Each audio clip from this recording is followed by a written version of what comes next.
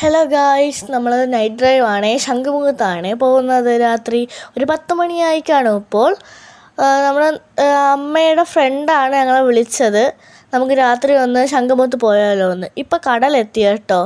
ബീച്ചിൽ അടിപൊളിയാണ് രാത്രി, സൂപ്പറെന്ന് വെച്ചാൽ അടിപൊളി.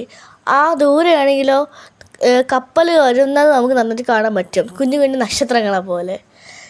ഞങ്ങൾ മാത്രമല്ല കേട്ടോ, എൻ്റെ അനിയത്തിൻ്റെ കൂട്ടുകാരിയാണ്, അതും കൂടെ വന്നിട്ടുണ്ട്.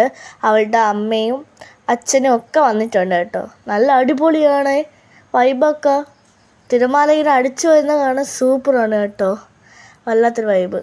എൻ്റെ അനിയത്തിയും അവളുടെ കൂട്ടുകാരിയും ഞാനും ബബിൾസ് അവിടെ ഒരു മാമൻ ഊതുന്നതെടുത്ത് കളിക്കുകയായിരുന്നു. നല്ല പൊളിയാണ് കേട്ടോ. ഓരോ ബബിൾസ് ഊതാൻ പൊട്ടിച്ചുകൊണ്ടിരുന്നപ്പോൾ അവരൊക്കെ ഭയങ്കര എൻജോയ്മെൻറ്റിലായിരുന്നു. അപ്പോഴേക്കും അവിടെ ഒരു കടല വിൽക്കുന്ന സ്ഥലം കണ്ടു. ഞാൻ പിന്നെ അവിടെ നിന്ന് ഒരു സെറ്റ് വാങ്ങിച്ചു, കഴിച്ചു നോക്കാം ഗൈസ്. സൂപ്പറായിരിക്കുമെന്നാണ് എനിക്ക് തോന്നുന്നത്. അപ്പോൾ ഞാനും മാധുരും അമ്മയും അപ്പയും എല്ലാവരും കൂടെ കഴിച്ചു. ഞാൻ കഴിച്ചത് സൂപ്പറായിരുന്നു, അവർ കഴിച്ചതും സൂപ്പറായിരുന്നു. പിന്നെ ഞങ്ങൾ വീണ്ടും കളിക്കുകയൊക്കെ ചെയ്തു. അപ്പോഴേക്കും എൻ്റെ അച്ഛനും അമ്മയും എല്ലാവരും കൂടെ അവിടെ ഇരുന്ന് സംസാരിച്ചുകൊണ്ടിരിക്കെ ഞാനും എൻ്റെ മാമയും കൂടെ ഇവിടെ ഇങ്ങനെ ചുറ്റിക്കറങ്ങാനായിട്ട് വന്നു. അടിപൊളിയാണ് കേട്ടോ. കുറേ ശില്പങ്ങളും അങ്ങനെ ഇഷ്ടം പോലെ ഇതുണ്ട്. ശംഖിൻ്റെയൊക്കെ ഓരോ പ്രതിമകളും എല്ലാം സൂപ്പറായിട്ടാണ് കേട്ടോ.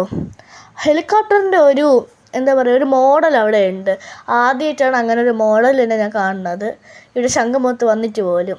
പിന്നെ ഞാൻ അവിടെ നിന്ന് കുറേ ഫോട്ടോസൊക്കെ എടുത്തു.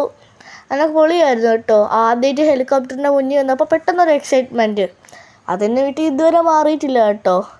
അടിപൊളിയായിരുന്നു. പിന്നെ അവിടെ ഒരു ദേവിയുടെ ഒരു പ്രതിമ ഉണ്ടായിരുന്നു.